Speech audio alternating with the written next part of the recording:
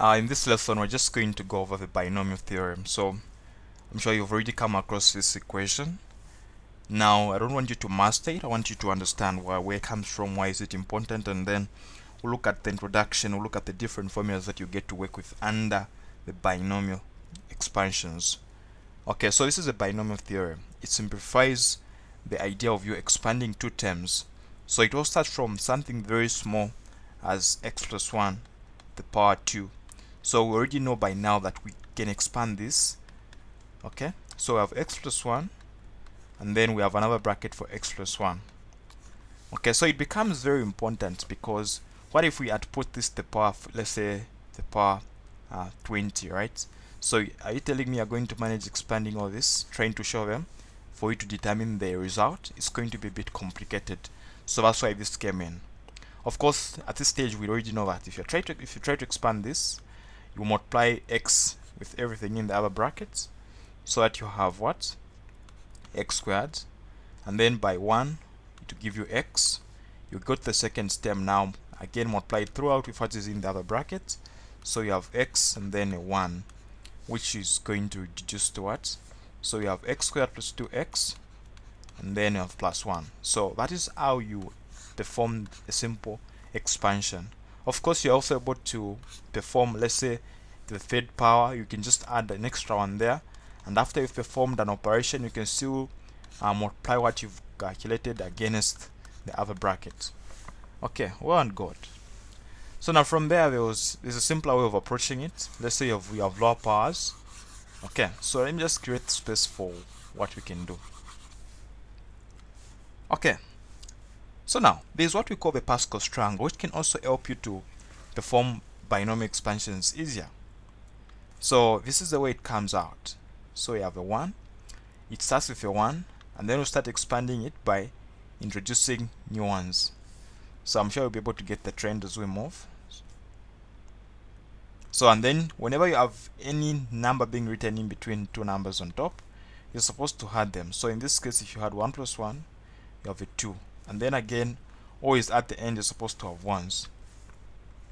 So a 1, now 1 plus 2, here will give me what? 3.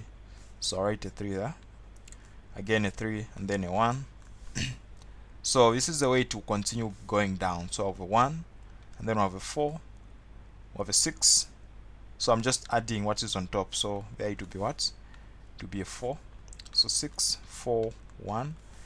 Again, for another expansion, I'll add a 1, a 5, and then we'll have a 10, a 10, we'll have a 5 and a 1. Again, we'll have, let's just do one more. Then you have 1, 6, 15, 20, 15, 6, 1.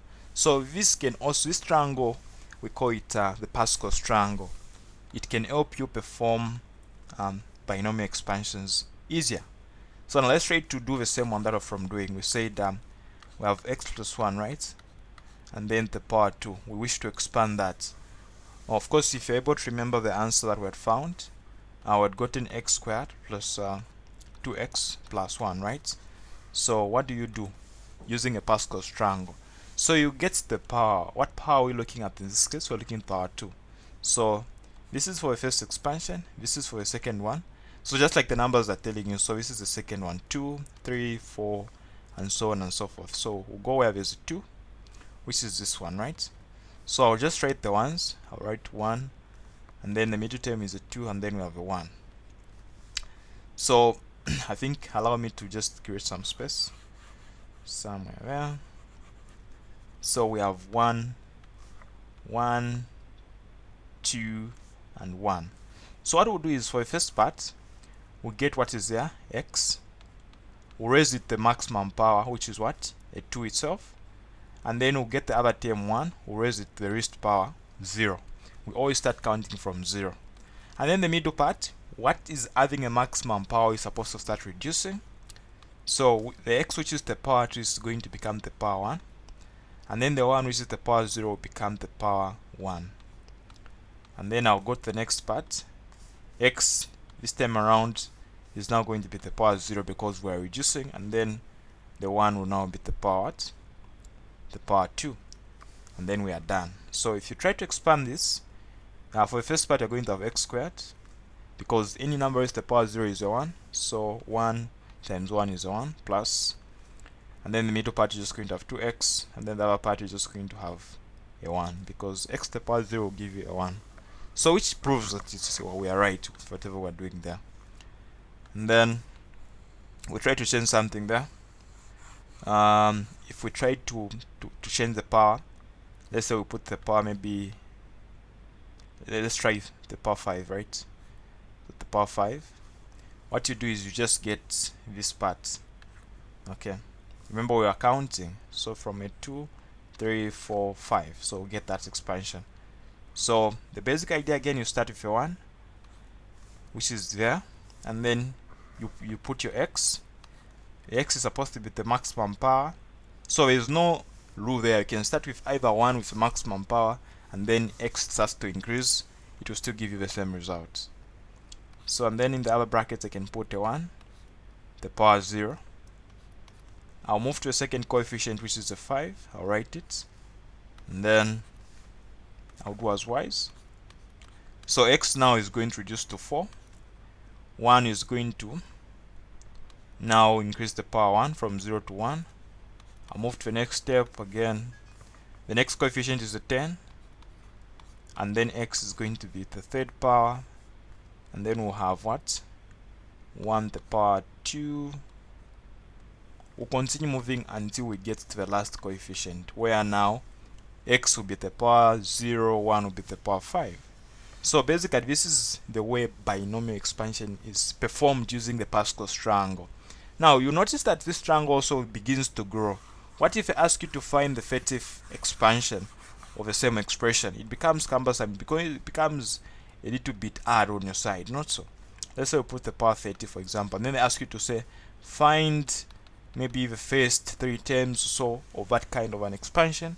It becomes complicated. Okay, so that's why now the binomial theorem comes in to make things easier. So what basically is a binomial theorem? How can we derive it? So the basic form of the binomial theorem is when you have a plus b, of course bi means 2, so binomial expansion, I'm talking about expansion of 2 terms, right? So let's say you have a plus b raised to the power n. What do we expect to have? So the basic idea is, think of it in this way. We're just going to be putting n, and then on the bottom we'll just put what? We'll start from 0. So that is the normal part that you need to understand. And then the second part, what I'm going to put is, I'm now going to start putting a, just like we were doing with the triangles, the Pascals triangle. We'll put a and b, and then one will start with a maximum power. So in this case, I can make a to start with a power n, and then b will start from 0. I'll go to the next part. Again, I'll put n. On the bottom, I'll start counting. Now it will become 1. And then the next part, a now is supposed to reduce, the n is supposed to reduce by 1. Remember, if you are able to remember what we said if, for example, a is to the power 4, on the next part is supposed to be the power 3. And when b is the power 0, the next part is supposed to be the power 1. So one is supposed to be increasing, the other one is supposed to be reducing. So that's what we're trying to notice. And then for what is in these brackets, what is on the bottom is just supposed to be increasing. We'll start from 0 every time until we get the maximum power. So we have a and then we have b. So b will be the power from 0. Now I'll go to a 1. Again, the next part will be plus n. So 0, 1, we now have a 2. And then we'll have a to the power n minus 2. And then you have b to the power 2. And so on and so forth. So one thing that you notice is the general formula becomes what? It's like at each term that you're dealing with, when you have n and r, what you need to understand is a is going to be n minus the r, and then b is going to be the power r, right? So if you have a 0 there, then n is minus 0, then b to the power 0. If you have a 1, it's n minus 1, and then b to the power 1. If you have a 2, it's n minus 2, and then 2. That's what we are trying to say. So this is the formula that will help you to find the nth term. And then what you need to understand is for the first term, you are starting from 0. So when they ask you to find the second term, find the second term in an expansion, what you need to understand is you are going to say what? 2 minus 1. R is 2 minus 1. So that you have a 1, because you know when you put a 1 there, what you're finding is a second term in the expansion. Very, very basic to understand that part there. But then the other important part is, now that we've introduced the expansion, we would want to simplify it, because this looks too complicated. We are not able to understand what is in the brackets. For example, when you say n0, what do we mean? So that is basically equivalent to n factorial over n minus 0 factorial and then 0 factorial, implying that when I have n and r on the bottom, I can expand that by dividing the n factorial by n minus r. Whatever is on the bottom is supposed to be subtracted, and then I'll put a factorial outside and then multiply by factorial what is r in each given case. So let's look at some examples before we could get back to our expansion. Now let's say in this case we had n being 4, and then we had our r being maybe, let's say, 2. So this is going to be 4 factorial over 4 minus 2 factorial and then 2 factorial outside. So if you try to simplify that, 4 factorial means 4 times 3 times 2 times 1. A factorial of any number is multiplying its number, the given number, of course in terms of a positive integer, from the maximum from itself until you get to a 1. So we have 4 factorial, which is 4 times 3 times 2 times 2 factorial, meaning that 2 factorial is the same as 2 times 1. So I'll just put 2 factorial for some reasons, because I want you to understand. So 4 minus 2 will be 2 factorial times 2 factorial. So 2 factorial can cancel out, and then you remain with 12 on top. 2 factorial is just the same as 2. 2 times 1 is 2. So that gives you 6. Very, very basic to understand that kind of expansion, because it's going to be very, very much applicable as we look at many, many expressions. Okay, so now that you've understood the basic idea, let's try to get to what we have as our formula. Okay, so I can start it over again because I want you to follow again. So I said, whenever you have a plus b being expanded, what you need to start with is, I'll put n0, and then I'll put what? A, the power given, minus the value of r, in this case 0, right? And then I'll go to b, the power 0, and then I'll say plus n1, and then I'll have the same, n will reduce by 1, and then b will just be 1, and so on and so forth. You continue like that. Okay, of course we've talked about our general formula, what deals with that. Now let me include one more term for the sake of understanding, and then we'll have n2, and then we'll have a n minus 2, and then we'll have b the power 2. So you've noticed again to say, I'm just putting n0, n1, n2, and then what I'm putting n0, n1, n2, it will continue increasing like that. Okay, but then what you've noticed is the first part is supposed to be put the power n, and then it will start reducing by 1. So assuming if we had the 10 there, it would be 9, 8. Then the other one is starting from 0, it will continue going up, of course matching up with what is there. If you have a 1 there, then b is supposed to be the power 1. If you have a 2, b is supposed to be the power 2, and so on and so forth. That's a general form of expansion. Now let's try to make it more easier. Let's try to simplify it in the way you've made it in some textbooks, okay, or maybe in your notes. How is it? How do we simplify this? Okay, so remember we've talked about the expansion of what is in the brackets, so I'll start with the first one there. n0 can be expanded as what? N factorial over n minus 0 factorial 0 factorial. At this stage you need to understand that 0 factorial is a 1. So on top I'll remain with n factorial. N minus 0 will nothing will change, it will remain n factorial, and then 0 factorial is just a 1. So what you've noticed is what is on the top and on the bottom are the same, so we'll give you a 1. Okay, well, makes sense.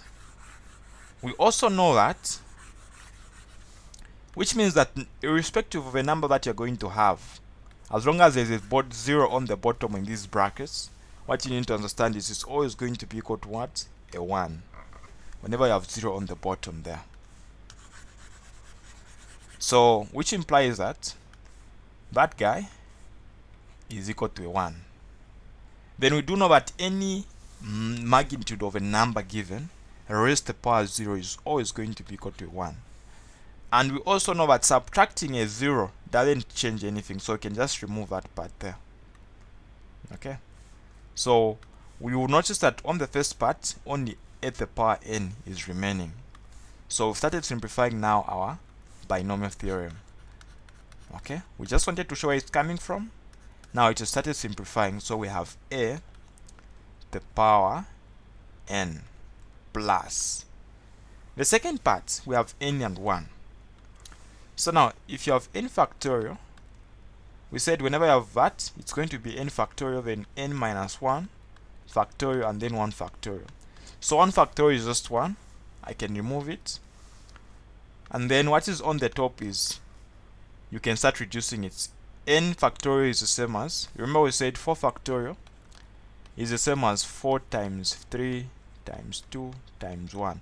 Now if I want to make this easier, I can just say 4 factorial is the same as 4 times 3 times 2 times 1 is the same as just saying 3 factorial. That's fine. So I can exclude n. I can remove n from the n factorial so that it remains n minus 1 factorial. I've just removed n itself. If I want, I can remove n minus 1 from the factorial so that it will become n minus 1, and then I'll introduce n minus 2 factorial, which is okay, which is true from that theorem, meaning that I can exclude 3 from that so that it gives me what? 4 times 3 and then times 2 factorial, which is alright, which makes sense. So that's what we're trying to say there. So what have we seen now? So we've the main reason why we're trying to expand it is because we want it to match up with what's on the bottom so that we can simplify it. And what you notice is this and that will divide, and then you just ultimately remain with n. Okay, that's why you see in your textbooks it is at this point you only have this is equal to n. Whenever you have any number with a 1 on top, it's equal to that number itself. Okay, you can try expanding that, of course, using permutations, combinations. So what we have is we have n, and then we have a, the power n minus 1, and then it should just be a b there, because anything else the power 1 is just itself. And then the second part, I can now allow me to erase what is on the top there, since we don't have enough space, and then we try to simplify this. So n2 is the same as n factorial over n minus 2 factorial, and then 2 factorial. Okay, so of course our general formula, in case you've forgotten, is when you have n and r, it is the same as n factorial over n minus r factorial, and then r factorial as well. That's what has given birth to what we have on our left there. So at this point, we want to simplify this in the way that we can cancel out this part, so we can expand it a bit more. So we have n factorial on top is the same as n minus 1 factorial, but still I can still cancel that, so I'll still remove one more 1. From n I removed the 1, it gave me n minus 1. Now from n minus 1 I'll remove a 1 to give me what? N minus 2. Because what we are saying is if you have 6 factorial, it's the same as 5 factorial. Oh, sorry. It's the same as 6 times 5 factorial. I've just removed 6, and I've reduced it by a 1, which implies that what I'm just trying to say is if you have 6 factorial, it's the same as 6 times 6 minus 1 factorial. 6 minus 1 is what? Is 5. And then you can also say I can exclude 6 minus 1 and then I'll put 6 minus 2, which means that I'm just trying to say 6 times 5 times 4 factorial. That's basically what we are doing there on top. I hope it makes sense. So all we're trying to do is get to a point where we're able to cancel out what is on the bottom. So this will now be n minus 2 and 2 factorial. So this becomes now a series that you are able to follow up. So this guy and that guy will go. So ultimately you are going to remain with n minus 1 over what? Over 2 factorial. And then you have at the power what? N minus 1, n minus 2, and then b squared, right? I'll just add that part. That's the way it continues to move. So now that well, the moment you just get used through practice, you get to know all these test 3, you'll be able to know the way the trend is going to move. So obviously you can guess that the next part is going to be n minus 1. So this will continue to what? To n minus 2. It will end there over 3 factorial. Because what I know is we had reduced this to n minus 3 factorial, and then on the bottom there was also n minus 3 factorial. So these guys had to cancel out and everything else. So that's the way you understand this series, and it will be very easy for you to work out that. So first, whenever you have the 3 on the bottom, you have at the power n reducing by 3 and then b to the power 3. And from there you are home and dry, and things will continue to be easier and easier, and you'll be able to simplify expressions easier, the smart way, and faster. Okay, now let's try to use the binomial theorem to simplify one of the first questions that we had looked at. So I'll start with a simple one, which is just x plus 1 to the power 2. I'm sure you're still able to remember that your answer is x squared plus 2x plus 1. So let's try to expand using the binomial theorem. So in this case, our a is x, right? So it's going to be x the power n. In this case, our power n is what? The power 2. Plus our n is the power 2. Our a is still x, and then n minus 1, meaning that the power is supposed to, for me, I don't even look at the formula. I only start looking at the formula from this part. I can write it somewhere, and then I'll trying to expand things. So now that I know that x is the power 2, on the next term I expect it to reduce the power 1. And then, of course, I know that for 1 not to appear there, it was the power at 0. So on the next part is supposed to be the power 1. And then on the next part, I know that I'm supposed to have n minus 1 and whatnot. So what is n? N is 2. What is n minus 1? It's 2 minus 1. Right? And then what is what? What is 2 factorial? 2 factorial is just the same as 2, right? And then what do you have? And then you maintain what is there on the other part. A to the power n minus 2. Our a in this case is x. So n minus 2 is going to be 2 minus 2, which is the power 0. And then b is 1 the power 2. So you will notice that 2 minus 1 is just a 1. So you just 2 divided by 2 is 2. And then this is 1. So you just have x squared plus 2x plus 1. It's very easy to work with a binomial theorem. Understanding the idea that when you just know the starting point, and then you know which one is reducing, which one is increasing, then you're okay, you're home and dry. And especially if you get to know the third part, where you know that is n minus 1 over 2 factorial, and then you have a n minus 2 b to the power 2. You are home and dry, because everything else continues from this. We'll just add n minus 2, and then we'll add the 3 factorial. everything else reduced by 3 and then increased by 3 as well. That's what we're trying to say under the binomial theorem. Very simple. It's very applicable, very useful when dealing with the binomial expansion. So let's try to look at a bit more complicated questions that we can simplify using the binomial theorem. Let's say you're given this kind of a question. You're given 4 minus 2x at the power 6, and then you're asked to expand that using the binomial theorem. So what we know is the fact that if, let's assume we are in an exam and then you don't have this formula, they've not given you this formula. So the best approach that I would advise you to deal with is, at least you know for the first part, your A is going to be taken as it is. Okay, your A is going to be taken as it is. So what do we expect to have? So let me just simplify the question. Okay, we'll leave it the way it is.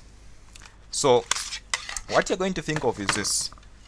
Look at what you've been given, and then you know that in every case you always start from what? N and 0. So that I'm just trying to show that so that you try to remember it easier. And then you know that it's going to be your first term, A, to be the maximum power n minus 0, and then it will be B, the power 0, plus you go to the next term, n1, and then it will be A, n minus 1, and then the other one is supposed to become 1, and then you have the other one, which is n2, and then you have A, the power n minus 2, and then B, the power 2. That's the way I remember this formula. Okay, but at this point now you know that this guy is going to go, because whenever you have that 0, it's just 1, it's equal to a 1, and this guy is also equal to a 1. So ultimately you know that whenever you've been given this kind of an expression, always start with A, the maximum power, which in this case will tell me my A is 4, so it's going to be 4 to the power 6 plus. For the other part, we know that whenever you have n and 1, it's just equal to n, so it's going to be n. Okay, and then n in this case is what? Is 6. So write our 6, and then we'll have our A. We'll go to our A, which is our 4. It's supposed to reduce by 1, so it will be 5. And then at this point you go to your B, which is minus 2x. In this case now it's going to be the power 1, since obviously on the first part it was the power 0, so it just has to eliminate. Now this is where things begin to change, where you need to be careful, and then you can try to expand that.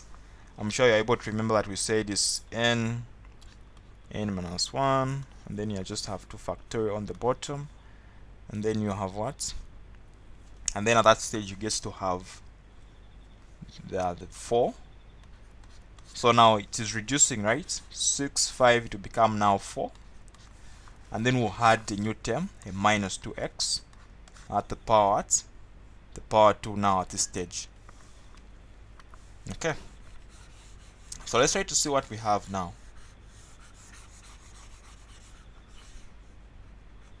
Okay, so remember our expression that we've come up with is 4 minus 2x at the power 6. So we'll continue expanding. So now I can substitute where my n is, because I know I'm having a 6 here, right? So I have a 6, 6, 6. Okay, so now I want you to pick it up from this stage, because this is where it is very tricky. So since you had n minus 1, and then over 2 factorial, n minus 2 b squared. Don't be tired already, because I just want you to know that, and I don't want you to forget that formula there. So the next one obviously is going to be n minus 1. I'll just add a new term, n minus 2, and then it will now be the third power. So it will be a reducing to by 3, and then b the power 3, as easy as it is. Okay, now in this case our n is 6, so I can move the n there and put 6, 6, 6, 6. Okay, and then my a is 4, So 4 to the power 6 minus 3 will give me what? 3, of course. And then I have my b minus 2x to the power what? 3 as well. So this will continue until you get to a point where you have now, at the end, of course, the last term. It's very obvious that since you started with 4 to the power 6, obviously the last term is just going to have 4 to the power 0, which is going to be a 1, and then you have just a minus 2x to the maximum power 6. So that's the way it is. That's why I said if you start with that, or you start with whichever you can consider to be your a, you are still going to get the same answer. Okay, now simplifying is very easy. It's very, very easy, because let's try to simplify the first part to just show you an idea on how you get to simplify everything else out. So of course 4 to the power 6, if you get a calculator, I'll maintain it the way it is. You can use a calculator to simplify that. Or 4 to the power 5, you can also get a calculator to simplify that. Okay, these ones are easier, because obviously you know that when you're dealing with this part, there's only a single negative, so it will be a minus. Let me just show that. It will be a minus. 6 times 2 is going to be 12x, and then you know you have 4 to the power 5, which you can simplify yourself, and then plus 6 times 1 is 5. On the bottom 2 factorial is just a 2, and then we'll have 6 times 5, 4 to the power 4, negative 2x. Now that's where I'm more interested. So the fact that whenever you get to raise a negative number to an even power, it's a positive, so it's going to be 4x squared, and then divided by 2, of course, on the bottom. So if we divide everything by 2 there, we can just divide it into any.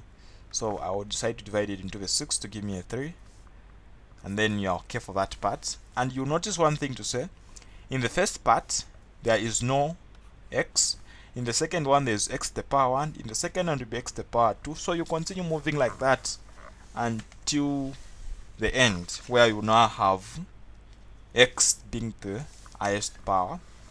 Okay, possible.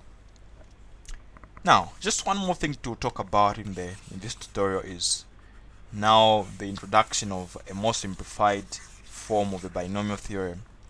So far what we've seen is our general formula, simplified form of our general formula, which is this, can be written in the form of a to the power n plus, we've seen that n can be a b minus 1 like that. Okay, and then we've seen that we can get the point where we have n minus 1, and then we'll just have a 2 factorial, and then you have a to the power n minus 2, and then b to the power 2, and so on and so forth. We've seen that. Now there are some cases where it becomes easier, where you have 1 plus, let's say, b, or in this case, to make it more easier, I'll use x instead, because x is the most reused variable for that. So you have the power n. So now you know that when you put where there's a, you put a 1. 1 raised to any power n is just going to be a 1. So there is no point of you showing your a. So whenever you put an a anywhere, it's just going to be a 1, and it will have no effect. So we don't show a in this kind of a question, or in this kind of an expansion. So every time whenever I have a plus x, the first term is going to be 1, because 1 raised to any power, irrespective of a given power, is just going to be a 1, and then the other part is just going to be n, and then you have a b. It continues moving like this. So for the other part, you just have like n, and then you have n minus 1 over 2 factorial, and then you have b squared. So for the sake of understanding, like I said, I can use x instead. So like you have x, and then you have x squared. The other one, you're going to have n, and then let me just write that properly. So you have n minus 1, and then it will be n minus 2, and then over 3 factorial, it will be x to the power 3. So a doesn't appear in the formula. Whenever you have 1, And this now is what we even get to use whenever we're trying to determine things like the square root of imperfect, of course, trying to find the square root of maybe, let's say, root of 7, root of 17. This formula is very, very much applicable, and we'll try to look at that in the next tutorial. Okay, so you can use this now to simplify things like, let's say they give you 1 plus x, let's say the power 32, and then they ask you to find the first 3 terms, for example. How do you just go about that? So you just say, okay, they want me to find my first 3 terms. I know my first term is going to be a 1. My other term is just going to be 32 x. My other term is going to be what? N.